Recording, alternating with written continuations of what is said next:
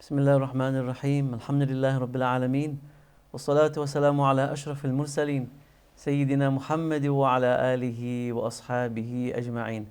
Assalamu alaikum wa rahmatullahi wa barakatuh, and welcome once again to the Quran and its people, where we are blessed by Allah subhanahu wa ta'ala to spend some precious moments in the company of some of Cape Town's scholars and reciters of the Holy Quran, to learn more about them and to learn from them, insha'Allah.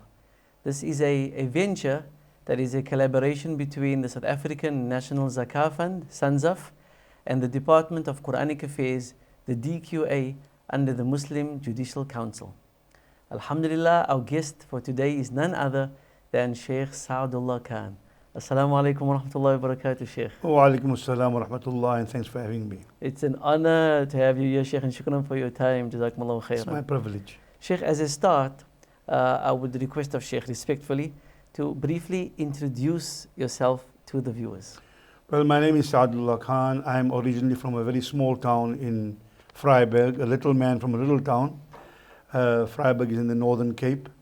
And I studied initially my memorization of the Quran under Sheikh Saleh Abadi, and did some revision under Imam Shamsuddin. MashaAllah. And of course, I lived eventually some years of my life with Qari Yusuf Muhammad Nurbhai. But all of this, alhamdulillah, initiated by my grandfather, Haji Saleh Khan. And of course, subsequent to that, there were other teachers locally and overseas, in particular in Cairo, Sheikh Abdullah Atiyah Bayoumi, and some other teachers as well. And now I'm basically at Islamia College in Lansdowne in Cape Town, Imam Harun Road. And I'm the CEO of the Islamia College here. MashaAllah, that's beautiful, Sheikh. Sheikh has given us an overview from Vryburg through to Sheikh Saleh Abadi in Cape Town and now Islamia, MashaAllah. Sheikh, stepping slightly back, Vryburg and Sheikh's grandfather, you mentioned his name? Haji Saleh Khan. Yes. Haji Saleh Khan, MashaAllah. Prior to your coming to Cape Town for Hifz, Sheikh, was there any Hafiz in your family that you may have been inspired by, or any other individual in the area that inspired you? Yeah, well, I come from the Northern Cape, and there were no Huffaz locally. There were not a single Hafiz in the area. There were Imams and Shuyukh who came to do Imamat from out of town. And, but I was mostly inspired as the little boy when Sheikh Qari Abdul Basit came and he recited. And I always loved the recitation of the Quran. And of course, the main person who inspired me initially was my grandfather. He was a man of great knowledge and a man of wisdom. And he was my primary inspiration. In fact, to the extent, when I eventually came to Cape Town to study by Sheikh Saleh Abadi, I lived next door by Butarashad and the Tumi in the corner of Ella in Long Market Street. The home is still there. And in fact, my grandmother came and lived with me. She boarded with me to look after me. So it shows the kind of commitment my grandfather had. And he was my first inspiration as such, because he was a man who loved the Quran and he wanted me to learn the Quran. And I loved the Quran because of him as well, by the grace of Allah. And of course, when Qari Abdul Basit came and then a small town boy, became exposed to this international figure with this melodious voice and the recitation of the Quran, and I became inspired by that. And subsequent to that, not only Qurra, but also scholars who came like Maulana Fazlur Rahman Ansari, very inspirational. So when I saw people like them, I felt I want to go in the field. And I know that the central theme of Maulana Ansari, even his book is called Quranic Foundations. So I felt I want to be in that kind of circle, to be associated with that kind of people. And that is why I was inspired to do tahfidh and do Quranic studies. Your first Quranic teacher, Arabic reading and madrasa in Vryburg? My grandfather, your grandfather and my mother. MashaAllah. If I may ask, your mother is still with us? My mother is, alhamdulillah, my father passed away a few months ago. My mother is still with us. May Allah, our condolences for your father, and may Allah increase the nur in his qabr, ya Rabb, and strengthen sabr for your mother and the entire family. So your mother, instigative, and your grandfather. But Sheikh, you then had clarity from a very young age as to what you would love to do with your life and what you spend time with. But why I say young, because I've heard and we've been told that in that period, when you came to Cape Town and studied by Sheikh Abadi, You were extremely young. And not only that, Sheikh, that you managed, alhamdulillah, with Sheikh's guidance and your grandparents and your parents' support and dua, you managed to become the youngest Hafiz ever to complete by Sheikh Saleh. What was your age like when you first came? When I came first, I was about 5.5, and then I was sent back because I was too small. I couldn't even go to school. And then I came at the age of 6. Okay. And just before I turned 6, in fact, I came and then I lived in the Bukab. It's my fondest memories of my life, in fact. Still consider it as home. MashaAllah. But then I studied by Sheikh Saleh Abadi. I completed at the age of 8. MashaAllah. And we tamat when we were 9 years old. And Sheikh Saleh Abadi. At that time, in fact, I was the youngest Hafiz in the Southern Hemisphere. Southern Hemisphere, yes. Yeah, so that time. And of course, all thanks to Allah and gratitude to Allah and to my Ustad Sheikh Saleh Abadi and Ummi, of course, who cherished his wife. Yeah, who cherished and nourished me very, very much and loved me so much, and whom I love too, and may Allah grant a Jannah as well. Ameen, Ya Rabbi. So the whole atmosphere, the whole ambience, the whole Quranic atmosphere, the whole Quranic ethos and culture was instilled in Sheikh Saleh Abadi's home. Was more a home of Quran than a home of the Sheikh himself. So yes, so that was the period that I was by Sheikh Saleh Abadi. It was extremely young, mashallah. Like we say, your clarity and purpose and desire in life to go into that field. And also the Sheikh Abadi never made me feel, though in that group when I was there, the eldest was Sheikh Siraj Juha. Who ironically just called me a minute before the interview for something else. But how much older, more or less? Yeah, well, he was about 18 or 19 and I was about 7 or 8. And then Sheikh Fuad Khabir, there was also Mawlana Abdul Alim Aklika, Mawlana Abdul Rahman, he's now in Canada. Dr. Muhammad Khan is in KwaZulu-Natal. We were part of the same group.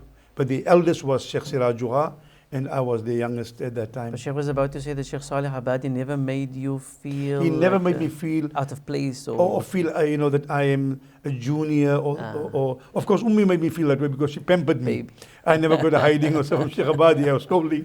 But what I'm saying but generally he made me feel I'm equally capable. MashaAllah. So I never felt any less. He gave you that confidence that you needed. He gave me confidence and a sense of self-esteem. MashaAllah.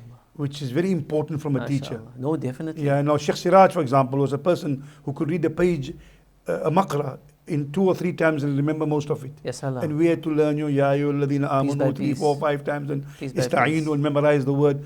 And I never felt that I was any less because the way Sheikh made me feel. Allah. If I may, Sheikh, another Siraj Willenberg always used to tell me that I came to know Sheikh in his softer days. I came to know Sheikh in 97. He said Sheikh was a strong personality. And sometimes when interacting with a strong personality, it could be overwhelming and could pull you further in. But here we see Sheikh Abadi in those years was a strong personality, but he managed to give you the confidence that you needed. Strong and harsh is 2 different things. Akbar. True, I'm very clear about this. True. So, to be forthright, you don't need to be vulgar. True. To be right doesn't mean everyone else is wrong. Allah. Right? True. So we need to understand this. No. So Sheikh Saleh Abadi had this ability and capacity very firm, specifically about the Quran. No. There's no compromising on how you dress. No. There's no compromising on how you read. For example, it took us about 11, 12 days just to get the dad right. Yes, Allah. Just dad, nothing else. Yes, Allah. So, this was the idea. So he was firm about that. And beyond the classroom too, how you represented yourselves. Yes. He was very, yes, of course. We were extra cautious about how we dealt with it, because people who are respectful are respectable, and therefore they demand respect. They command respect rather than demand respect. And Sheikh Saleh Abadi was one such person. When you came there, you didn't do it. You did it for the sake of Allah because you know it was the best thing to do, but because you're in the company of people of Allah. So though there was a fear in a way that to do the right thing, but it was more for a higher force that was reflected through his presence. MashaAllah. No, he had a unique aura, and there was that reverence that you naturally had for him.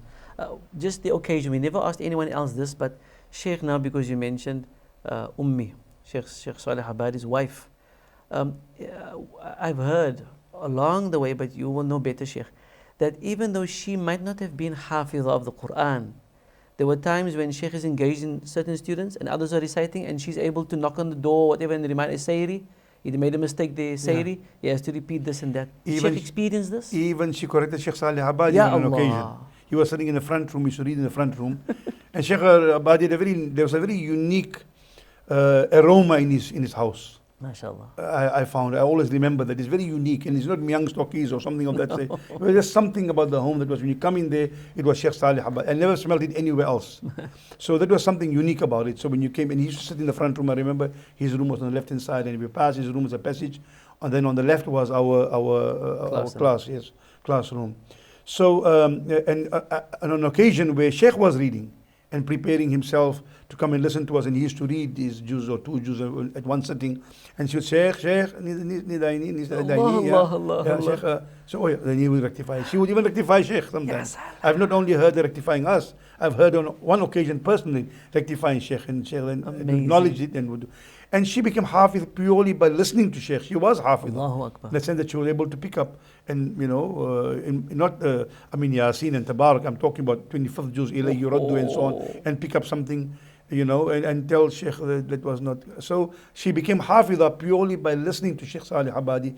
Now you can imagine how much Quran must there be in that home for a person who has not memorized the Quran to have memorized the Quran. Ya Allah, Ya Allah. So that gives you an indication. I'm glad we have that recorded now and acknowledged by someone who witnessed it. Yeah. May Allah reward her for everything she had done for the students, because the students were their children. Yes. They never had any biological children of their own. Yeah, no. And may she reap its benefits for eternity. You see, when you say Ahlul Quran, you're talking about them. You see, you are interviewing me. No.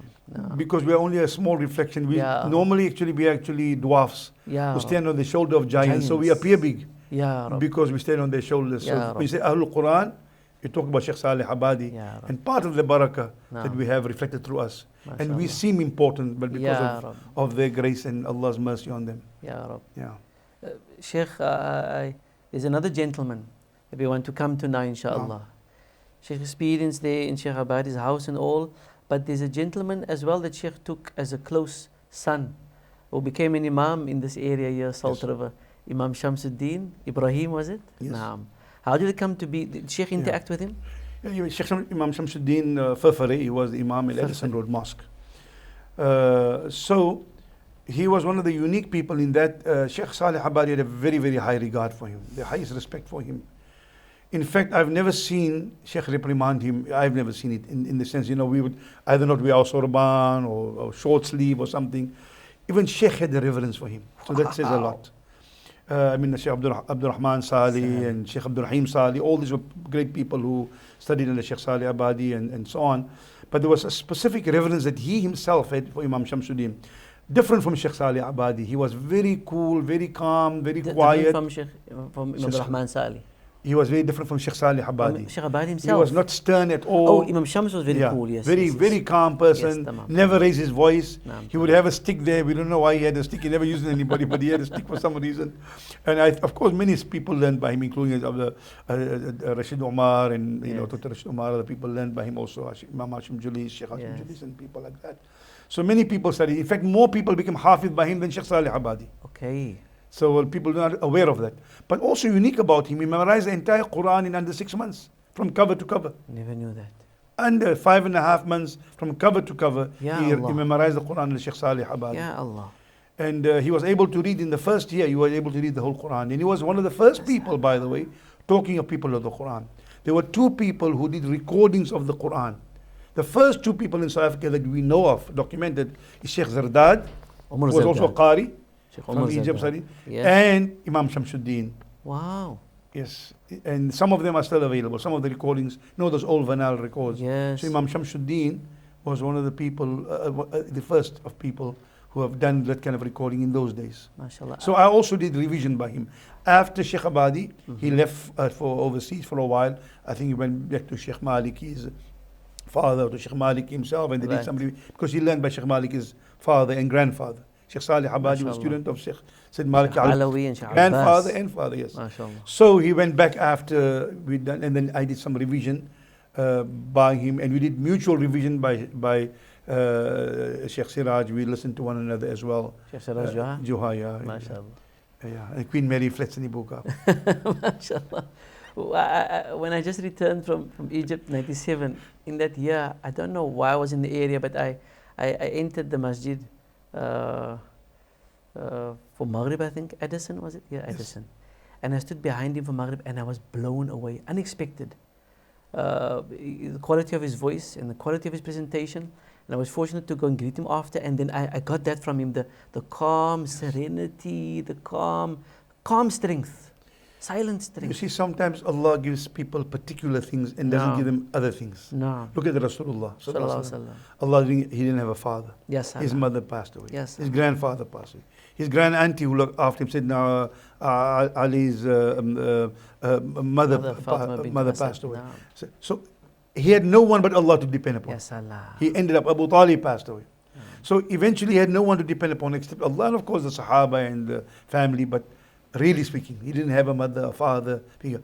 So sometimes people like Imam Shamsuddin, they were known purely for the Quran. Allah. You didn't know him for being a speaker, nor do you know him for being a business or anything.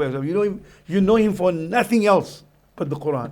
Can you imagine the honor? Ya Allah, Ya Allah. That if you ask me, Imam Shamsuddin, I can tell you only about the Quran. There's nothing else Amazing. that you can say about him. Amazing. So how much of Ahlul Quran is he really? True. That's now Ahlul Quran in the truest sense of the word. Yes. Ya Allah. So Sheikh Salih Abadi left. Sheikh is revising by Imam Shams.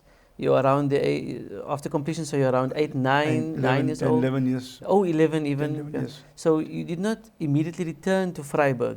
I never returned to You did some Freiburg up till now. Up till now? Yeah. You would go for visits? Yeah, of course, end of the year. But you ended up schooling here, Sheikh? Yes, my primary school, and I completed my schooling primary schooling in Johannesburg, in Lenasia. Okay. That's when I went to Qari Nurbai. That's when you ended up at Qari Nurbai, Johannesburg. Qari Yusuf Muhammad Nurbai. So Sheikh was about 18, then 17, 18? No. I was about 11, 12. No. Your schooling was here? Primary school. Primary school. I completed my primary schooling. My primary schooling primary in there?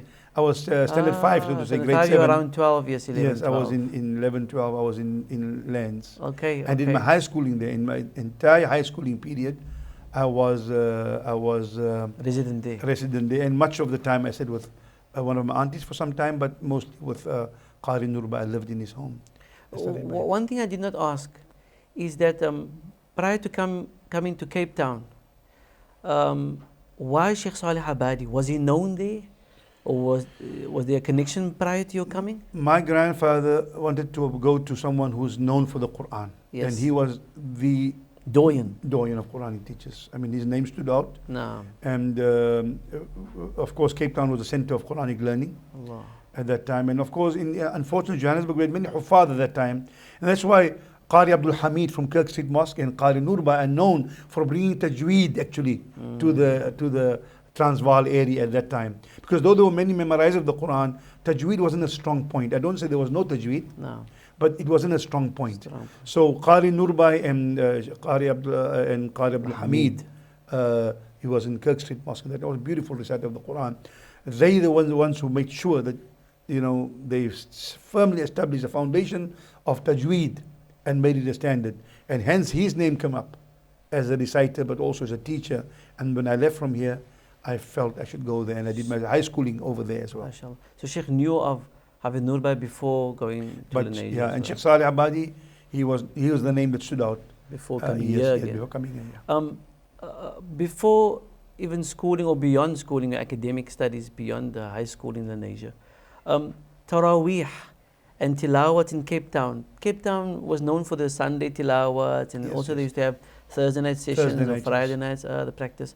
Was with Sheikh Salih's guidance, was Sheikh involved in that for the experience? Yes, certainly. Of course, there were very often Quranic recitations on Thursday nights, and they had Ibadur Rahman or something. There was a group. I can't even remember the name exactly because there's so many Ibadur Rahmans now. But I remember, and they used to have a jama'ah, and that was Sheikh Fuad's father, Sheikh Abdulaziz Khabir, Imam Hassan. It was Imam Shamsuddin. Imam Hassan from Havir. Yes.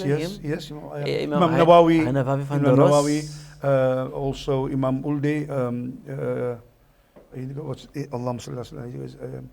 Also a teacher, he was a teacher from Weinberg. Omar Abdullah? Omar Abdullah, Allah, old days. Allah. Actually a family of my mother, so we have my mother's old days. See? Wow, So, wow. but Abdullah, Omar Abdullah, Strong old days. reciter too. Yeah, many people learn by him too, many people don't realize it. MashaAllah. People like Hanif Moas and so on all studied Learned by by him. him. For example, Imam Lamala studied by him. He's the Imam that was for the last years of his life in Goodwood. He was in Goodwood, that's Umar correct. Abdullah. Yes. So, Naam. so they were the reciters of the Quran, Imam Shamsuddin and Imam Nawawi and Sheikh Abdul Aziz Khabir and so on.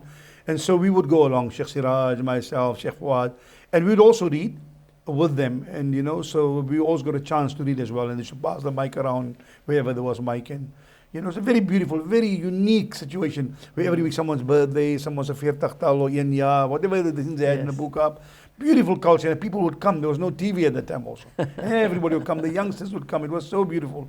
And the session of the Quran. For Sheikh, at So that age, yeah. being the youngest of your colleagues and then also being the presence of these seniors Yeah. of reciters, Yes. it must have been, I mean, we speak about breaking the ice at a young age. This was something else. Yeah, it was, but you know, Allahu because you were Akbar. trained by the same people, you were not Allah. trained by someone and Independent. then going to read by Sheikh Saleh Abadi. No, You were already trained. So you Allah. make a mistake, you know what mistake you're making. Okay. You didn't say a dot Okay. properly, you already know it. It's not something No, new. no, no, You're not alhamdulillah. flabbergasted or shocked, No. oh, what is this man saying? No. So it was not so difficult immediately. And then we never felt, we were never made to feel uncomfortable. Alhamdulillah. So we were always part of it, and we were always, you know, encouraged by Sheikh the following day, or mashallah, Beautiful. and so on. Beautiful. So that was it. And of course, Taraweeh was very unique. I read Taraweeh. My first Taraweeh was in First Street Mosque. Wow. It's a very small mosque. It's still there, Yes, mashallah, the revamped. Khanji, the Myself passage. and Sheikh Siraj Johar read Taraweeh How old was together. Sheikh? I was about 9 at that time. 9, MashaAllah. yeah. We read the Quran. It was a very beautiful experience. And in fact, Maulana Kiran, Yusuf Kiran, old Yes. man, he used to, in fact, when they have khatman there, then he used to come and listen in the week. He used to come listen to us. Wow. And then we had a habit, he used to come take me and Siraj to read the 28th and 29th night in Strand. In those days, you know. MashaAllah. So I still remember that. And sometimes, you know, I would go to Habibia Mosque and maybe read the 28th night and 29th night. We would go to Strand, and I, you know. So these are some fun memories. But also I read quite a bit of years in that young period when I was here, the 3-4. I was 1 year First Street or 2 years. But 2 or 3 other years I read at Long Market Street Mosque under Imam Mani Basir, who really cherished and nurtured me a lot, who gave me a lot of scope. And of course, we lived in the area. At that time I was living in Leven Street again, by Buddha Dali Jardine, very well-known teacher and so on, or at the school, Habibia and so on. So it was around the corner from 6th Street, and all the tiny abeds of children, we were Yusuf Abed, were friends. Imam Mani Basir's kids, you know, all of us, Muhaymin and Majdi, all of them. So up till now we are friends, but I mean, you know. And of course, when we played cricket and soccer, we were not on their side. We were the Leven Street boys. And we often lost, but it was beside the point. But my point I'm making, so it was a beautiful experience. And the Taraweeh was quite a bit, but it was so unique in Ramadan. You come home after Taraweeh, and the children weekends will play outside, and the neighbors will make ice blocks or something. Even the Christian families were listening, and you know, the adhan was going on in the back, or the Quran was being recited, or they read some munajat over the Leven Street Mosque, Imam Tape's Mosque, Allah Yarhamu, and so on. And in Cape Town, of course, in Bukab, as you know in Imam there, I do not know about now, but you could hear every mosque, everything. We were all in a close by vicinity. It was a very beautiful, and nothing in my life brings more joy to me than thinking about those days. Yeah. You're reliving it, but just. So the Taraweeh was very, and then of course when I went to Joburg, I read with Qari Nurbai. I was going to ask at the Rainbow Mosque.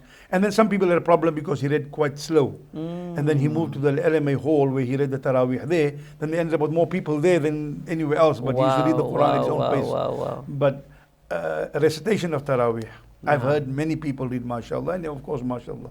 But when it comes to Taraweeh, Qari Nurbai was absolutely unique. No, I can remember when we treasured the cassettes we got of Qari Nurbai in those years. Yes. And we used to recite along and imitate him. Yes. MashaAllah. Ya ayyuhalladhina amanu. You know, in a unique way of reading.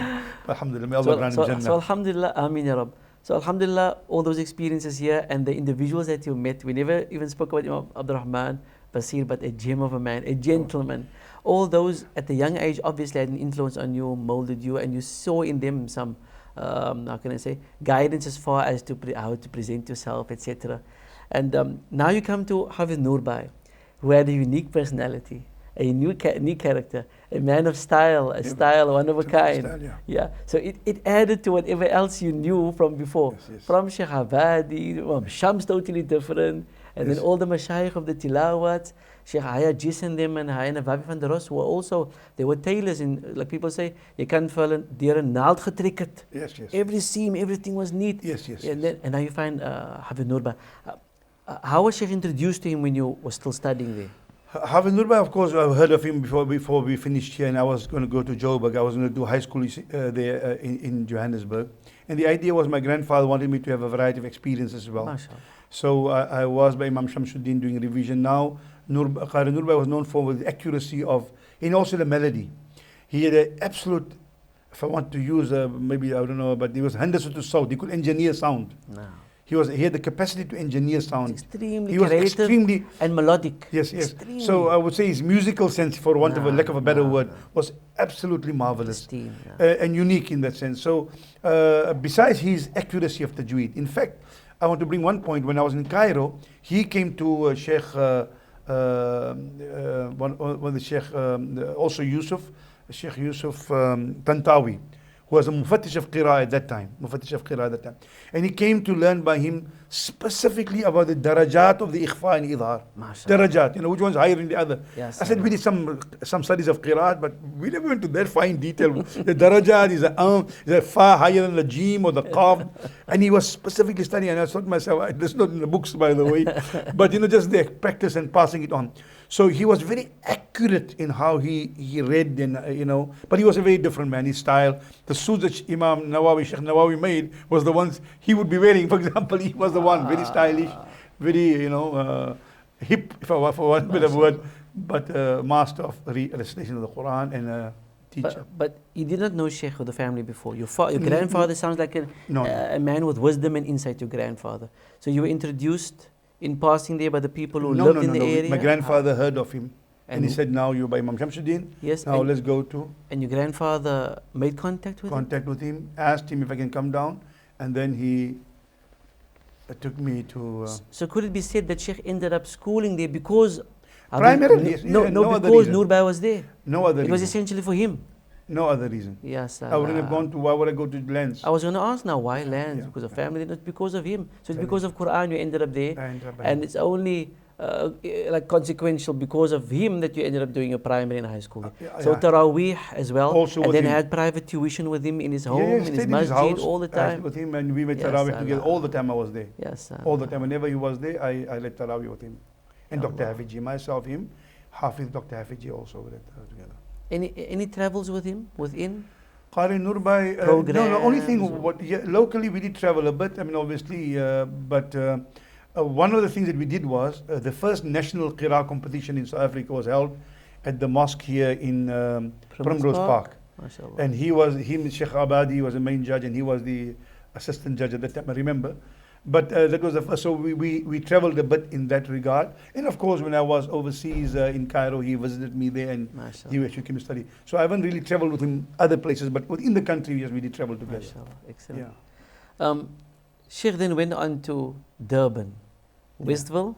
I went to study at what's now KwaZulu-Natal University, at that time Westville. Yes. And you went into law? I studied law there, and of course I was involved there, of course, as the Amir of the MSA at that time. MashaAllah. There were other people, and Rashid Umar was the president here, the Amir here in UCT, and I was the Amir there, and our bond became more solidified through that MSA relationship, and other people as well. And of course, then him also being Hafiz here, and we were over there. And then, of course, I led Taraweeh for the 5 years I was there.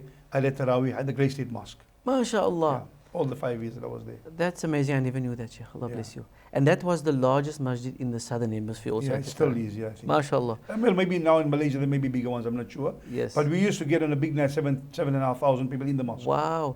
So the youngest Hafiz at the time in the southern hemisphere performed Taraweeh in the largest masjid in the southern hemisphere. Yeah. Well, just by the one of my students, daughter of Sheikh Abdul Rahman Alexander, Firdaus Alexander, memorized the Quran younger than she was 6 years old when she memorized the Quran. Allah bless. And but your effort and guidance as well. MashaAllah. So law at Westville. Sheikh studied journalism, I Also believe, as through well. UK. And you may ask me why those. Yes, connection and Quran, Yeah. etc. Well, Quran was my passion. No. It still is. And the idea was that it's a foundation of everything, I mean, for us, alhamdulillah, as Muslims, but also because of my own upbringing. Not only theologically, but because of my whole culture, my upbringing was Quranic. So I'm not giving it purely as a theological answer. Well, Quran is our kalamullah, it's our constant dusturuna. We know that, that's a slogan. But it was central to my life. It has been central to my life culturally, even in my own, with my grandfather itself. So that's always been there. And I've been in homes of people, Sheikh Abadi, Qari Nurbai, in the homes where Quran was the dominant characteristic. So when that was there, and it's always been there. But also I was very actively involved, or conscious of the struggle. And I was, even at school, I was, my poetry was banned. At school, yeah. So I was very actively, I wrote a poetry, and I remember Steve Biko passed away, and I wrote a book, tribute to Steve Biko. It was a big thing in '76. And they warned the teachers that, I shouldn't write, and they were, and so I was almost like blacklisted, I was kept on the eye, and so I was very cautious, and I was very actively involved politically. So when I was at Westville University, I was also the Amir of the MSA there as well, and very much involved politically. And then I felt the reason I studied law and journalism was, I would fight for those people who may be incarcerated. Wow. And if I have to leave the country, like quite a few of my friends left, also involved with Qibla later on when I came back to Cape Town and so on, and with the MSA. So my fear was, if I have to leave the country, as some people had to leave, and some were imprisoned, some died, some didn't make it. So I felt if I can't fight them and defend them, I'll write about the struggle when I go out. Yes, Allah. Yeah. So empower yourself. That's the reason why. Empower yourself with those skills by the journalism. And that's the reason why those particular things. And it came good steady eventually. I was editor of Muslim Views later in my life. I still write quite a bit now and then. So it helped me anyway. No, most certainly. And we all benefit from Sheikh's writings regularly, alhamdulillah. Sheikh, I write slowly, but I don't speak slowly though. The Lord didn't help me in going slow. Sheikh's mind, Sheikh's brain is... MashaAllah, Allah bless. No, but we can hear Sheikh clearly always, alhamdulillah. We benefit so much, MashaAllah. Sheikh studied in Egypt. When I got to Egypt, and I was introduced to the Grand Sheikh of the Jami' of Al-Azhar, the Grand Mosque of Al-Azhar, Sheikh Abdullah Bayoumi, he asked me if I knew two people. He asked me if I knew Sheikh Yusuf, and he was referring to Sheikh Yusuf Nurbai. Yes. And he asked me if I knew Sheikh Sadullah. Ya salam. Alhamdulillah. And at that time, I was 18. I had not met Sheikh yet. Yes, yes. I just had heard the name. Yes. And then after I came to hear, Sheikh had studied by him as well, etc. But why Egypt? How did that come about? And when was that? How old was Sheikh? After Westville? I finished law, and then of course I was politically active. Quite a few of our people were in prison. Some of them were, and it was felt that it's better for me to leave. Is it? Yes, it was better for me to leave. It was leave. that serious? In fact, there were, you see, part of the problem was that quite a few people were in jail. Now, you know how the system works, and I don't want to waste time with that. No. So what they do sometimes is they can split you up. So one of the ways splitting you up, if everyone is caught, why isn't this guy caught? Okay. So it creates suspicion in people's mind. Right, right. How come all these people are caught? So they can create fitna among people. Or they can also use you to observe who meets with you, because you're the only guy left out, so to say. There were a few of us. But quite a few people were in jail, Imam Muhammad Qasim, Yusuf Patel, Aziz Qaidar, all the people who were in our circle were in prison at that time. Speaking of the mid-80s? Yes, yes. So this is the situation. Late 79, early 80s. Late 70s. Yeah, yeah. 80s. So then the idea was, look, you either stay and maybe end up here, or you rather go, you always wanted to go study further. So my aim was to do Islamic studies further. Initially it was Medina, I would like to go to Medina, but Cairo for Quran is Cairo. No. It's always Cairo even, so that's why I always felt that way. And it was always my dream. And my grandfather went in his early days to Cairo. Someday, my son, you must go and learn a little bit in Cairo. MashaAllah. The people of Quran are the people in Cairo. MashaAllah. So you left by yourself? Then I actually had to leave. I left without actually permission. I was not supposed to travel at that time. Wow. I was supposed to report to the police and things and so on. So I report every 12 hours, or they check on you every 12 hours, or things of that nature. You couldn't meet too many people. But it wasn't actually an official restraining order, order, a restriction order or so. But I was told like house arrest or anything. No, like it wasn't house arrest. No. It was just keep an eye on reports. It shows how fearful they were. So the of best the thing word was, and of certain and people. some of the people who were inside said, look, it's no use doing this. You rather leave, and that's why I went to Cairo. And when I ended up in Cairo, the person supposed to pick me up because my plane was delayed. They almost ended up sending me back. If I ended up back, they would have arrested me. Ya Salah. So and alhamdulillah, somehow or the other, alhamdulillah, things were okay. So Egypt, a different country obviously, but a different lifestyle and world and everything. Same Ya Quran. Salam. Quran unites. And Quran is the comfort, and that's your friend, Sheikh, from young, and it's there by your side. But you have to adapt to everything around. And settle in. The South African community at the time was very small. Yeah, Abdul Hafiz. Ahmad Samai was there? Ahmad Samai was there. In fact, I lived with him for the first few weeks. First few months, in fact. And he was married at the time. Yeah, with Ruwaida. They took good care of me. I was there for the first few months. So there was some solace there, some comfort. Abdul Abbas, he passed away. Sheikh Shaukat was there Shaukat as well. Ali? Shaukat Ali was. No, Sheikh Shaki's sister, Awatif, she was there with her husband, Ibrahim. I never met her. So this was the group. We were only very few of us. MashaAllah. Very few of us. When we left, towards the end of our stay there, then Sheikh Shahid Mati came, Sheikh Safiullah came, Sheikh Abdul Rahman Sadin came. They came a bit later. Hassan Pandey and them? Hassan Pandey, I didn't meet them. Came after Sheikh. They came after that, yeah. But Sheikh's Quran studies. So Hassan Pandey has a habit of teasing me. Is it? So we are similar age, but he will say, because you were before him, yes. So what can you do? MashaAllah. Yeah. But Sheikh Abdullah Bayoumi, beyond reciting to him, Sheikh did the qira'at and Shatibiyya by him. Qira'at by him, yes. And he told me, I think, that Sheikh would come in the early hours of the morning, because he would sit in the Jami', whether in the office or in the courtyard, beautiful courtyard. He would sit there from morning to night, teaching every day. But Sheikh would come before even that to his home? Or I'll go to his home, so he lives behind, but also in the courtyard. We would sit there. I'd prefer sitting in the courtyard with him. And a particular pillar by the entrance, you sit there. And I would read to him. And I, alhamdulillah, read all the Quran, the whole Quran to him in each qira, by the way. And then Sheikh Muhammad Barakat also, not Muhammad Barakat, he was also one of the Fatish. And then, of course, the Sheikh Muhammad Fawzi Barakat, Allah also passed away. But he was the head of the Jam'iyyat al-Quran. Jam'iyyat Ahl al-Quran, I think, yes. Alhamdulillah, so like I said, I recited to the Sheikh, but one of the first questions he had was, and we were fortunate to host him. Al-Quds was fortunate to host him here in the early 2000s. Yes, I wasn't here. He was here for Ramadan. Sheikh was abroad. Yeah, but they called me to say, I was so MashaAllah. disappointed he wasn't. Yeah, a very unassuming man. Very simple man.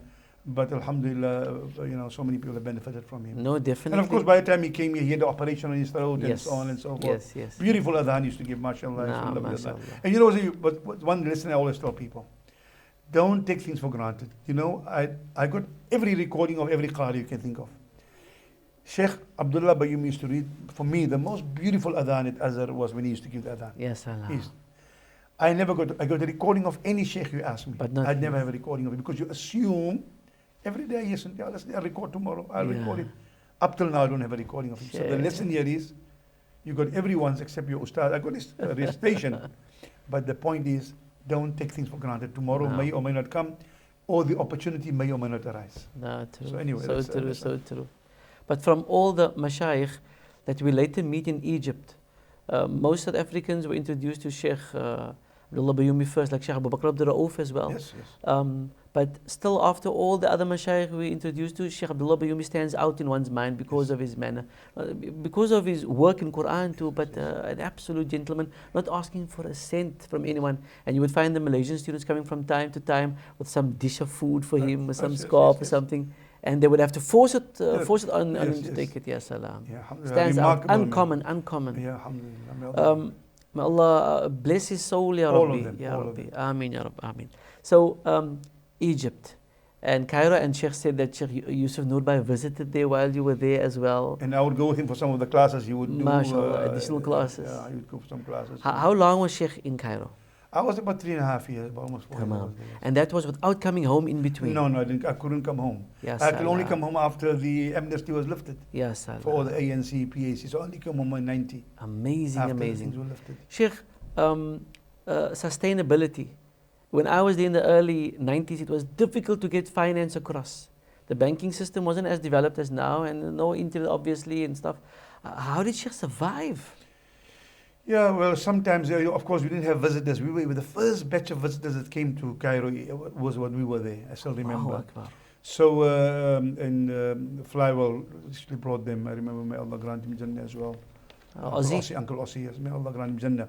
So they were the first people. So when they started coming, then some people sent some money or something. Right. I remember my auntie sent me some strawberries and fresh cream. I loved it. But it came directly from the airport. They came. I got something for you, and I felt something cold. It was strawberries and fresh cream. Amazing. But when that happened, but initially you had to make do with what you had. They even sent things sometimes in envelopes. But don't forget, the money didn't. They would send a letter and they put the dollars in the envelope. So it takes sometimes very long to come. As you know, it was from there to Greece, from Greece to even when you called. They used to call to Greece, and Greece would call us, and via Greece we would speak. There was no direct call also.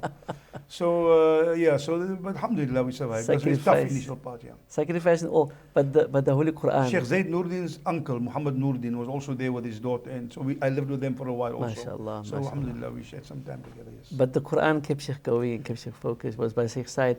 I mentioned recently that when I left, I had to meet up with a gentleman in Gauteng and travel together. And we arrived in Cairo on a Saturday morning. The next Saturday, Sheikh, that man was on a flight back to South Africa. He said, I never came for this. Taraweeh, for what is ragul and what is all this food, all this thing. Yeah. But what kept me going, Sheikh, was having grown up listening to the mashayikh on cassettes. I reminded myself, hey, Sheikh Abdul Basit was here, young. Sheikh Minshawi was here, Sheikh Mustafa is here.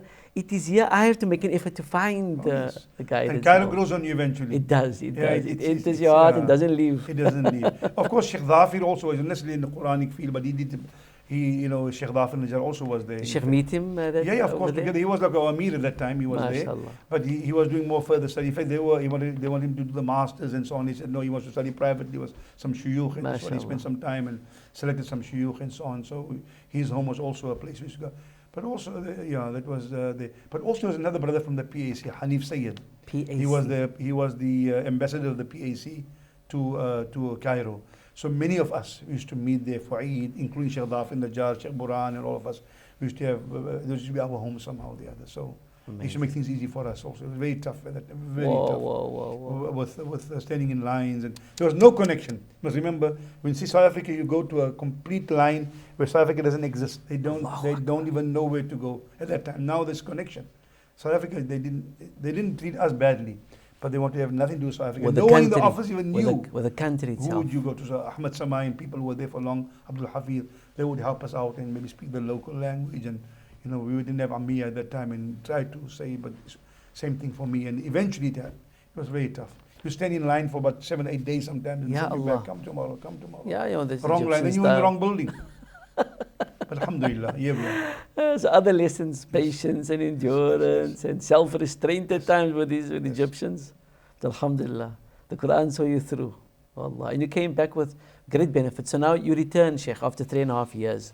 And the masjid in Gatesville, was that an almost immediate position? No. Or was it even established even when you returned? Or was it only later established? The building was just done. There was still raw.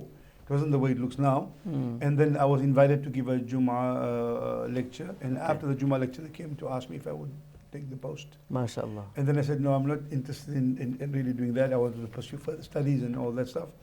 And so Mr. Gangrika, not Abdullah Gangrika, Umar Gangrika, his brother. Abdullah is from Wembley? Wembley's brother, Umar Gangrika. So he said, no, don't worry about the youngster. He's young, he doesn't know. I'm phoning his grandfather. Allah. So my grandfather. And so I never signed up till today with Gatesville any contract. So contractually, I was never by Gatesville. So my grandfather said, I spoke to his grandfather, don't ask him. He's got no say in the matter. And then they approached me. And then I said, on one condition, we must do something with the Quran and something. Allah. And prior to that, I spoke to Maulana Jamal, alhamdulillah, Allah yarhamu. He came to visit me as in Cairo. And Maulana Ahmad Muqaddam. He also came to visit. Because he was also in Cairo, Maulana Muqaddam, before us. Before my time. So I said to him, the idea of the college, but we want to, what we learn here, can't we take all the graduates from these places and let them teach there, but there's no limit. I don't care who they are, they're Salafi or Wahhabi or Deobandi. We get together, we come to an agreement, and we come and we start a college in Cape Town where we can alhamdulillah always go to Medina or Makkah or Egypt, but the need will be removed, that people have access to it. No. And at least, they can always go for a year or two, but we can train, but get the best people. No. And then you started, then they agreed to that. MashaAllah. And on that basis, and there was no, in fact, our classroom for the first 6 months was a lady segment. There was no classrooms. Yes, Allah. So the course of the first 6 months was upstairs, and they didn't even have a barrier. They had a wooden barrier on top of the ladies, and a curtain over there, which if somebody leaned against you, fall over. Shame, The mosque had no mihrab, no artwork, Yes, nothing completely. Allah. And that's where we started. And they agreed to that. On that basis, I sort of took the offer to be there. And I didn't sign anything, but to be at Gatesville. So it wasn't essentially the imamate post No, only. not at all. It was what you could do in that Yeah, position, and what service could be rendered, especially with the Quran as your base. And from the outset, Mawla Muqaddam was there, Jamal bin Involved. Hamdulillah was there. They were your We support. had Sheikh Siraj Hendricks was there, Sheikh Naam. Faiq Khamildin was there. MashaAllah. Sheikh Adil Hendricks was there. MashaAllah. So there's a variety of people. Sheikh Naam. Hanif Kamar eventually came. So MashaAllah. a variety of people, Naam. Sheikh Abu Bakr Gabriels was there. I believe, Mawla Amin Ahmad was there, Mawla Muqaddam was I there, believe Mawla Musaji was there. Well, I mean Mawla Taha as well, Mawla Taha was there but later on, Mawla Taha. and Kiram Sheikh was- Amin Abdul Sheikh Rauf, Amin Abdul Rauf, he was a late main figure. Arabic man. Eventually, yeah. But I'm just saying, so it was a cross-section of people. We didn't study the same place. We didn't have the same views on some things. Yes, Allah. But the idea was the best person For the would job. teach No. what they can do, and we'd come together despite and in spite of our differences, and that's what we tried to do. Sheikh, Because the students will benefit from it. Naam, definitely. And it's reaped lots of benefits and produced lots of fruit, Sheikh. Sheikh Alhamdulillah. Abdul Rahman Alexander is an example, and Sheikh Ibrahim Sheikh Dawood, Ibrahim Dawood, the Al-Arqam, and Al-Marhum, Sheikh Abdul Rashid Brown. When I hear about IPSA, when I mentioned this to Sheikh Abdul Rahman Alexander once, when I see them together, like Abdul Razak Ibrahim comes in and Abdul Rashid Brown, Al-Marhum, I see them together, then I giggle with her along, I laugh along with whatever they share and laugh. But it's inside things that they've experienced and that they click with, and I yearn for that. I'm jealous of the connection. It's a bonding, But special bonding. yes, the bonding. And then when they speak about how it was and all, and what you're mentioning from scholars from all spheres and all sides, etc., connected because of Quran and because of wanting to serve, purely wanting to serve, even though they disagree on certain matters, like Sheikh said, then we can confidently say that it was ahead of its time. ICOSA, the Islamic College of South Africa, Southern Africa. Africa. It stood out and still stands out as Alhamdulillah. a beacon, and yeah, Alhamdulillah. mashallah. The remnants of it, the rules are there. Still and of course, there. the legacy continues, inshallah. Still there. Sheikh Ibrahim Dawood is the Arqam there, is the MashaAllah. principal. Many of this, alhamdulillah. And then the Nawab, Qira programs in Nawab Mani, yes. Ramadan. That was a big thing because we had Qaris from all over the world coming for the first time. We had a Yomul Quran kind of a thing. No. You guys will have this idea, the Yomul something. So it's all bid'ah, by the way, but the name Was stays. it in Ramadan, the first The one? last Sunday of Ramadan is Yomul No. Quran. But we also have something very unique, No. which people always don't realize. The first Sunday of Ramadan, the first few years we were there, we had a Quranic segment where we would take people from people who couldn't read Quran at all, to those who can read a little bit, to those who are reading fluently but not tajweed, to those who are tajweed but wanted to master the reading. In the masjid, we had about 2,000 people in the Gatesville complex.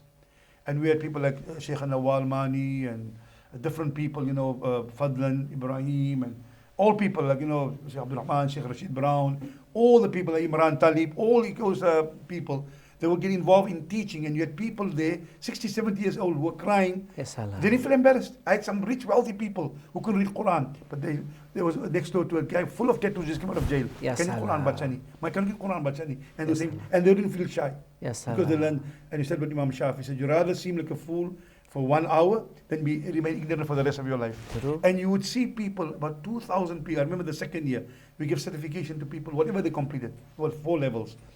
And each one got a certificate. We gave out 2,017 certificates for people who did whatever level they did, Yes. to move them from one level to the other. As, All in the masjid. as a sign of accomplishment in Yes. Quranic study. So alhamdulillah, and many of them, so that's also another thing. We did the first Sundays. every Sunday, but the first Sunday would begin with it. And the last Sunday was the Quranic program with Qari from all over the world to come and read. MashaAllah. And that was it. I remember getting my hands on some VHS video cassettes of those events. There was an old Islamic library in Primrose Park, Yes, used to rent it out, They rented etc. out, yes. Yeah. Ihsan Talib recited, Imran, Imran, all of them. all of them. Rashid Brown. And was the first one where Hafiz Nurbay also recited the first that? one, yeah. So He was and the there youngster too. read, yeah. Ah. And then Sheikh Yunus Ghalban was the next year. Allah, and the then Egyptian. afterwards, people give him all over the world.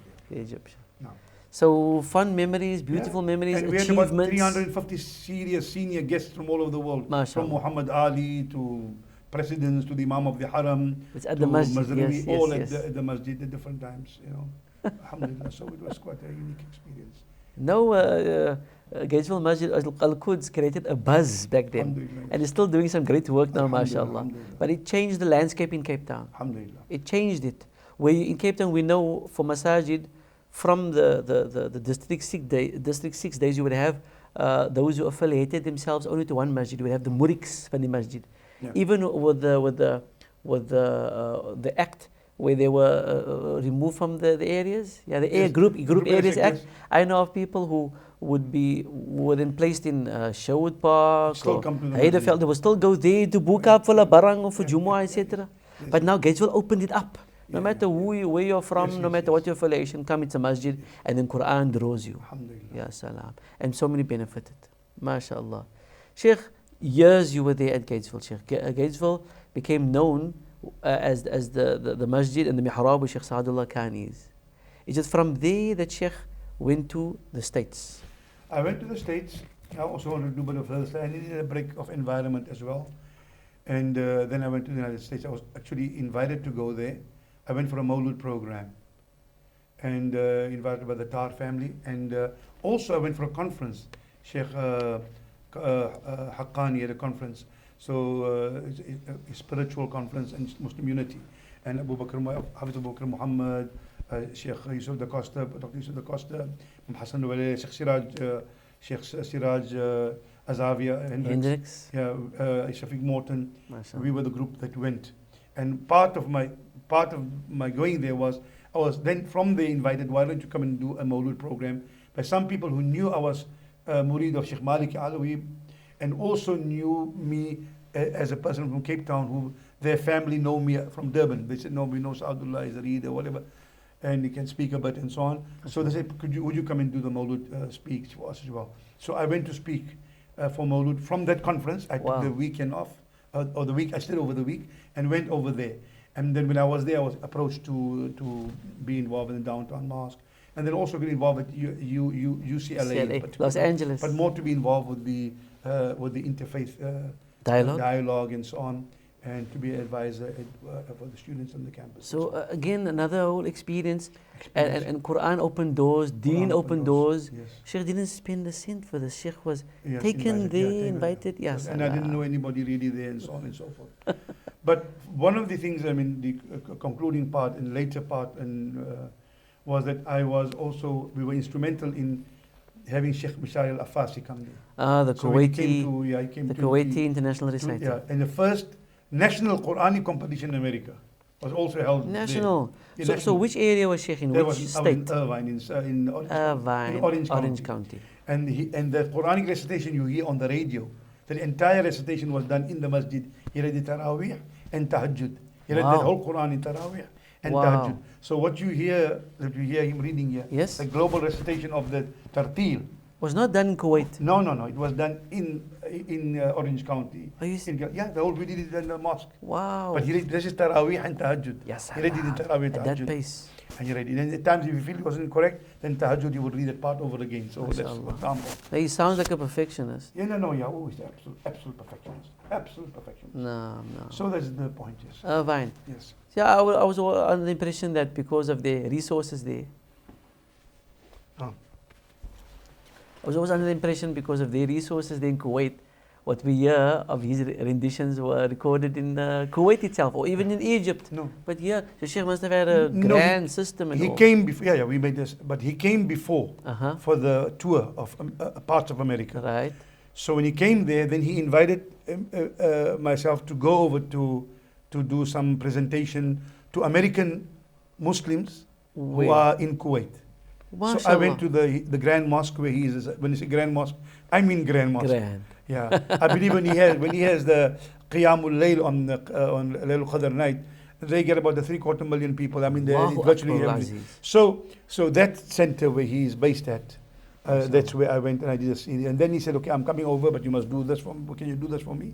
And we arranged it for him, alhamdulillah. MashaAllah. And then this was just before I came, and then I came back and got involved here. Superb, superb. But just one step back, Sheikh, during the ICOSA days, that's when Sheikh got married. Yes. And America, Sheikh's family was obviously with Sheikh. But me, I was very small. My kids were small. Were they born there? Ikhlas and Furqan were both born here. Ikhlas they were 3 and 1 year old. So they schooled there. They schooled there. They did the primary schooling there. MashaAllah. How many years was Sheikh there? The family? Altogether was about 12 years. And that's why the accent partly doesn't go away, because kids between the age of 7 and 11, you'll find people, whatever they have, that accent, even people who are from India here, they are professors, for example, but they have some Indian accent. If they spend the years generally 7, 8, 9, 10, 11, 12, we spend it. Some of the, so my accent somehow sometimes is fast. And people say, "Oh, you say fast?" Oh, yeah, I remember. Try to, because my kids still speak. It's ingrained in them. And my eldest son now is back in Chicago. He's in fact he's in Chicago. He's a consultant there. So, MashaAllah. So who's the elder one? Ikhlas. And the other Furqan is here. Yeah. MashaAllah. Allah bless. And then, of course, I returned and got involved at... so when did Sheikh return? Yes. What year was that? I returned in 2009, 2010. MashaAllah. And Islamia was established in all, and Sheikh was approached? Islamia is established many years. Yes. I'm not the founder of Islamia. No. They get it very clear. I was asked to get involved somewhat and look at how we can take it maybe to the next level. No. And I came in as eventually as a CEO, which I'm serving there now as a Chief Executive Officer of Islamia. There are 5 schools there, each one of their own principals, and they have a governing council on which the principals sit, and I serve as a chairperson of that governing council. Yeah. But each of the schools. So there again we have a unique situation, as you know. We have a girls' high school, boys' high school, yes, primary school, pre-primary school, and a Hifz academy with academics. MashaAllah. Complete academics. In fact, last year, we had 14 A students. MashaAllah. 6 of them were Hafiz al-Quran. MashaAllah. No, that's an so achievement. To debunk that theory, True. Or also another theory that you can't do academics whilst doing hifz. Some say that. Yeah, some say that. No. It's proven that you can. And it opens the mind, and the fact that 6 of the students, and 4 of them are female, by the way. MashaAllah. So just the indication of breaking all the stereotypical barriers of naughty children may study Islamic studies or that kind of thing. We're saying it humorously, but some people have that perception. True. And this is completely debunked in our own experiences. So alhamdulillah, that's where we are now. Superb. So it's not only it's the individual, the student and his discipline and the family support, but also the structure available and how it's presented. Alhamdulillah. And of course, the school as a facility and so on to harbors quite a bit of things. It's well recognized, mashallah. No, we as a community, we are in a way proud of Islamia's achievements, as if we had any hand in it. But just knowing that something of that nature has been achieved and accomplished here in Cape Town. Alhamdulillah. And just a point I think we have discussed with Sheikh before, we are building a Quranic Institute, MashaAllah, on which the Hifz Academy will be on top, and which we want to have a full-scale language laboratory in which qira'at and qasaid can really be taught through a language laboratory medium. Superb. So that kind of thing we can revive Nur Bai's hundreds to Saud, your expertise, and Sheikh Salim Gaibi, people like that, and Sheikh Harun, people who all experience in the Quran, may Allah bless. So the Quranic Institute is being established. In fact, we are busy starting to build very soon. MashaAllah. No, so again, Quran. Inshallah, with your experience and with your leadership, Sheikh, we can achieve anything. Inshallah, with Allah's permission. Ameen. Sheikh, you highlighted something now. Coming to where we are at in Quran, you highlighted some theories that were debunked, etc., and concerns you have regarding the teaching or studying of Quran. Some child does not do well academically, and they say, etc. That is not what is to be done, especially where the Book of Allah is concerned. In a general sense, we can see where Sheikh's mind is at.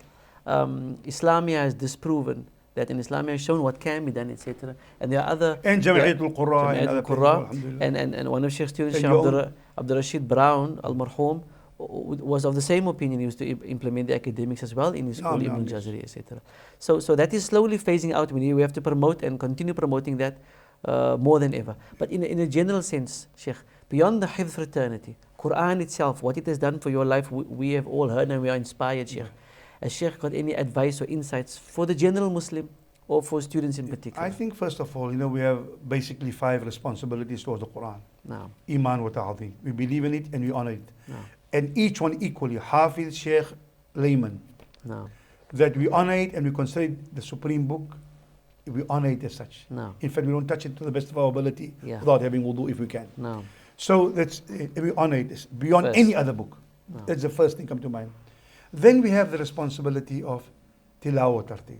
To read it to the best of your ability. الَّذِي آتَيْنَاهُمُ الْكِتَابَ يَتْلُونَهُ حَقَّ تِلَاوَتِهِ أُولَٰئِكَ يُؤْمِنُونَ بِهِ. Read it to the best of your ability. And those who can read well, مَعَ السَّفْرَةِ الْكِرَامِ الْبَرَرَةِ وَمَاهِرٌ بِهِ. But those of us who can't read so well, we stuck. فَلَهُ أَجْرَانِ. We try our best, but try your best. You cannot say, I cannot read the Quran, or the Sukhaliyani. Try to improve. To the best of your ability, Allah will reward you according to your effort. The third thing is also, the idea of tafakkur wa tadabbur. You must reflect on the Quran. The Quran can't be a book of guidance for you not to have access to it. It's accessible to everybody. No. And though you go to a scholar to know the mutashabihat and deeper things, the Quran is accessible to everyone. No. Talking about accessibility, one important point we need to understand. Even if I go to my Sheikh, and this is very significant for me in my understanding, and a source of a lot of pain for me. When I go to my Sheikh, as knowledgeable as he is, may Allah bless all of them. No. Amen. The Quran is like the sun. Allah, Allah. The Quran is like the sun. All interpretations are like the rays of the sun. Allah, Allah, Allah. So you may somewhat sit directly in the ray of the sun, or you may open the curtain and see the ray of the sun. No. Some people feel the heat of the sun. No. Some people see the sun. Some people believe that there's a ray there. I can't see from here, but that guy said there's a ray there. No. But all the rays of the sun is not the sun. Allah, Allah. Quran is the word of Allah. Allah. Rays are like the interpretations and understanding, and we respect all of them. The danger comes in when you assume that the ray that you perceive is the sun. Because what happens? Now you silence, na'udhu billah, you silence Allah. Because why? Allah dare not say what He wants to say, Yes, Allah. except what the ray I get. Yes, Allah. So that's why I can make you kafir. Yo ho ho. I can use the same Quran to make you kafir. Yes, Allah. And the point is, don't confuse the ray of the sun With the sun for itself. Do accept, do acknowledge, yes. Sheikh Ismail says he's feeling very hot, the sun is burning him. I don't feel it at all, but I know, I can see the ray, it could be, eh? Yeah. But the point I'm making is, just because I do not have access to that ray of that sun does not mean, and any scholar would also, a true scholar would say, look here, this is my, like Imam Shafi'i would do, and he would still refer to the original source, even إذا صح الحديث فهو مذهبي, for example, whatever I say, and but the point is, this is very important. I think this is a source of a lot of the source of a lot of division and self-righteous, shall we say, disengagement with people. No, they think like this. Don't do that. The Quran is meant to bring people together. No. Second thing is also that the Quran is a book of guidance. It's not only a book of barakah. You don't read when people die, you read Yasin. Please read it with Yasin. Please read it Yasin. But it's a book of barakah. Even many people read Yasin, they don't know. There's a story in Yasin, وَجَاءَ مِنْ أَقْصَى الْمَدِينَةِ رَجُلٌ يَسْعَى. For example, this man's name is not mentioned. He was a leper to whom people came, and he took their message. Yes, Allah. And he was outcast by the people because of his leprosy. Ya Rab. But he accepted the He guidance. accepted the guidance. When he heard these two people who came to guide him, went to the city from which he came, the town, the people beat them up. Yes, Allah. He couldn't go back to the city, but because to save them, he went and he said, don't do this to them. They came to guide you. If you want to be guided, but don't lead them. In the process, they beat him to death. Yes, Allah. Right? Allah takes that insignificant man, leper, who's outcast by seemingly insignificant, and Allah puts him at the heart of the Quran. Yes, Allah. Now, if you don't get that message, you've missed the story. True. Now we talk about Khidr and debate about mutashabiyat and so on. Allah takes a seemingly insignificant man and puts him at the heart of Yasin, which is the heart of the Quran. If you miss that story, if you miss the lesson at least, then you've missed the essence. So what I'm trying to say is, Tadabbur. tafakkur, reflect on it. Understand. Tafakkaru sa'atan khayrun min ibadati sana. Of course, ibadah means nawafil, but I'm saying better to reflect for an hour than just supergloratory worship for a year, for example. Then the Quran itself, أَفَلَا يَتَدَبَّرُونَ الْقُرْآنَ. No. So So we need to reflect and ponder. Then the other one is hukum wa iqama. It's no use proclaiming the Quran. You've got to live by the Quran. No. You've got to implement the Quran to the best of your ability. And that's why I said, Aisha said of the Rasulullah, kana khuluq wal Quran. You don't have to ask the Rasul what the Quran says. When you saw him, you knew what the Quran says. No. And that's why one of the poets, Urdu poet says, ye raaz kisi ko nahi ma'loom ke mu'min qari nazar aata hai, haqiqat mein hai Quran. A strange phenomenon many people don't know. A true mu'min is the one, you see him reading the book, but actually he himself is the book. Oh. You see, so this is the thing. And then finally, tabligh wa tabeen, to convey the message. But also do understand, don't be impatient. No. You know, you can't give what you don't have. So don't tell people unless you have it yourself. Do the best of your ability. And then also remember, in tabligh wa tabeen, ud'u ila sabili rabbik. Allah does not invite you to a destination. He invites you to a path. Why did He do that? If I invite you, Sheikh, you told me to come here, and I asked you the address, I asked you twice. No. Then you gave me, I wouldn't know where to meet. Where's the location? No. You're inviting me to what? To an interview where? Allah didn't tell you where. He said, Ud'u ila sabili rabbik. Why sabil? Why? Why? Because sometimes you may be ahead, I may be behind. He calls you to the path of Sirat al-Mustaqim. Yes, so don't look down upon the one who's behind you, because he may be ahead of you in something else. Yes, Allah. But on the road you may see him there. Be patient. Allah, the invitation is not to be a muttaqin, it's towards being a muttaqin. No, That's why even the prophets fasted. Why do they need to fast if لَعَلَّكُمْ تَتَّقُونَ? Don't they have taqwa? So even the prophet, the perfect of people, he fasted to attain taqwa. Yes, Allah. So how far are we behind? And there are others who may be behind in different things. No. So remember, when you invite people, do it with compassion. Do it with love. Al-mu'minu ya'laf wa yu'laf. Ya Allah. وَلَا خَيْرَ فِي مَنْ لَا يَأْلَفُ وَلَا يُؤْلَفُ وَخَيْرُ النَّاسِ أَنْفَعُهُمْ لِلنَّاسِ. You know, a believer is loving and lovable. Yes, There's Allah. no goodness in those who neither love nor allow themselves to be loved. Ya And the best of people are those who are best to humanity. Yes, So Allah Allah. invites you to a path. So we make tabligh, invite them to a path. No. If they join the Jamaat, your Jamaat, good. If they join your mosque, good. If they come for tahajjud, okay. If they don't, begin where they are. No. Take them from where they are to where they could be. Ya Allah. You see, because you don't know, in their heart, they may be somewhere else further than you. Yes, Allah. Not in their salah, but in their generosity and their love and their compassion. No. So maybe you learn from them too. MashaAllah. Remember the Sahabi who came, and the Rasul said, the man's coming in from the people of Jannah. Yes, And the Allah. Sahabi said, I want to stay with him, we will live with him. He found there's nothing special about this man. He said, what is so special about you? I must ask you. He said, brother, only thing, I go to sleep at night, I don't carry any malice in my heart. For anybody." Allah. Nothing. He didn't say, I pray more. He said, the man didn't make tahajjud more and this and that. No. Imam al-Shafi'i, he was invited by the house of Ahmad bin Hanbal. His daughter said, I'm not impressed with your Sheikh. He came here, he ate like he didn't eat food. Then he made jokes the whole night. Then he went to sleep. Father, you're making tahajjud the whole night. He was sitting there. Yeah. And they said, well, you asked, my Ustad? And Shafi said, yes. I'm a man a poor man. So when I saw food, I ate halal. I do not know when I halal food. And then Allah says, when you accompany the pious, you're in the company of the people of paradise. Yes, I don't know if I go to paradise. So yeah, I was with your father. Yes, Allah. He's to the people of paradise. So I felt, at least I'll be in part of Jannah. And then you asked me, why did I said, no, somebody asked me a question. And I scanned through the Quran so many times trying to find the answer to the question. Yes, Allah. And I didn't find it. I went through the Quran 28, 29 times. Yes, But I Allah. found over 20 answers to other questions. And the last time I found the answer. So Ahmad Hanbal says, see, Shafi sleeping. Laying down was better than my prayer, because while I was praying for myself, Shafi'i was solving Ummah's 20 problems. Yes, Allah. So Shafi said, "Tuhibbu as-salihin wa lastu minhum." And Imam Ahmad Hanbal said, "Tuhibbu as-salihin wallahi anta minhum." Yes, Allah. So this is what we follow Shafi'i, not only in madhab, in amin loudly, and in how we hold our hands. This is the Shafi'i No. that we need to follow.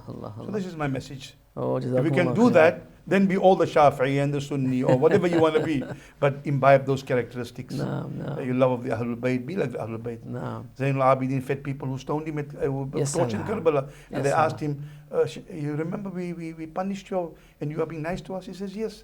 This is how you treated us when you were your guest. You are now the family of the Prophet. This is how we treat our guests. So you treat us what you have, and we treat you how we have. What we have. What do you have? Yes, Allah. When you have the Quran, you have everything.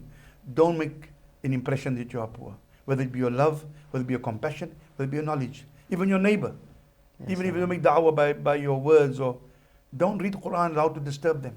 No. But but let your Quran shine through you, No. so they may want to hear what inspires you. Allah bless Sheikh. Jazakumullah khairan. That was a nourishment for not only the mind but for the soul as well. Alhamdulillah. May Allah always preserve you, guide your mind, guide your heart, guide your tongue, Sheikh, so that we can continue to benefit from you for many good years ahead. Ameen. May Allah bless us all with steadfastness and sincerity, and make us all worthy of the Quran's intercession in His court. Ameen. Ameen. Ameen.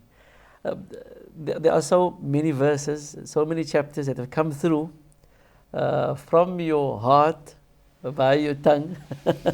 And some people ask, is there any favorite ayah?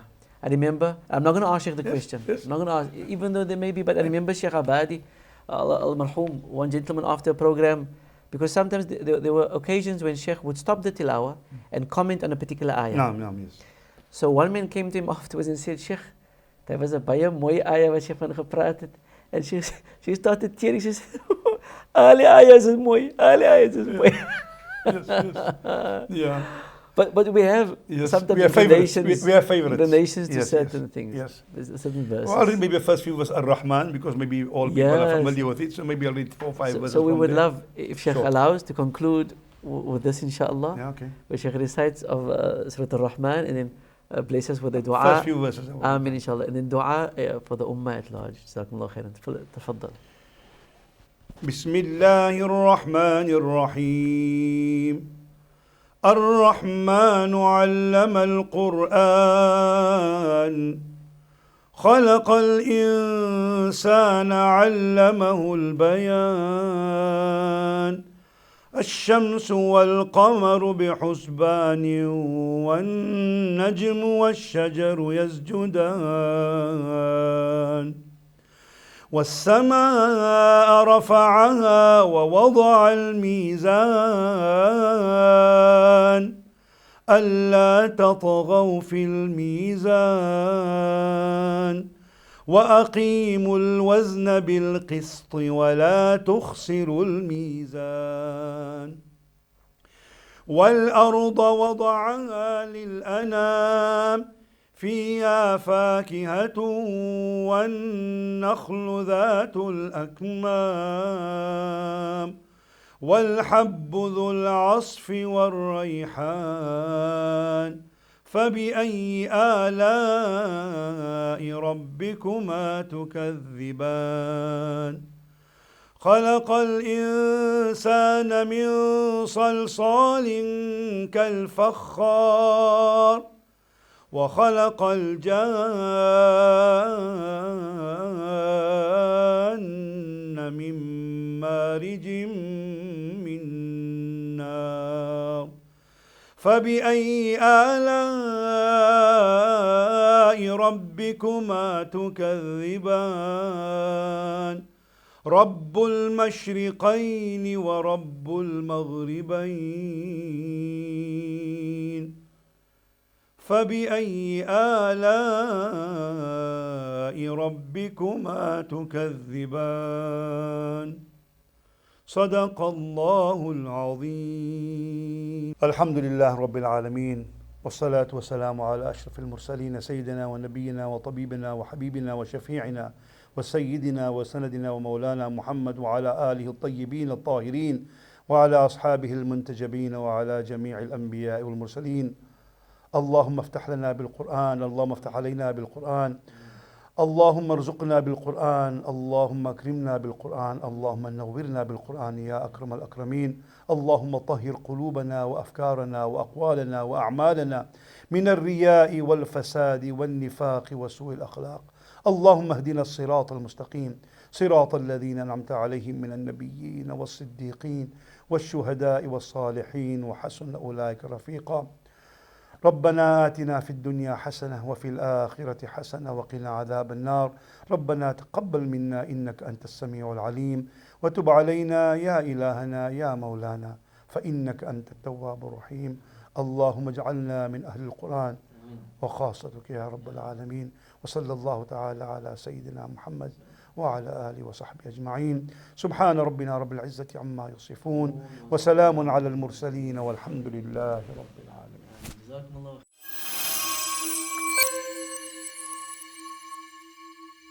The world is a tough place, and every day we are tested in many ways. But when we have faith and when we believe, it gives us the hope and the courage to carry on. So believe that you can make a difference. Believe there is a better tomorrow. Believe it's possible. Pay your zakah and let's build a better tomorrow.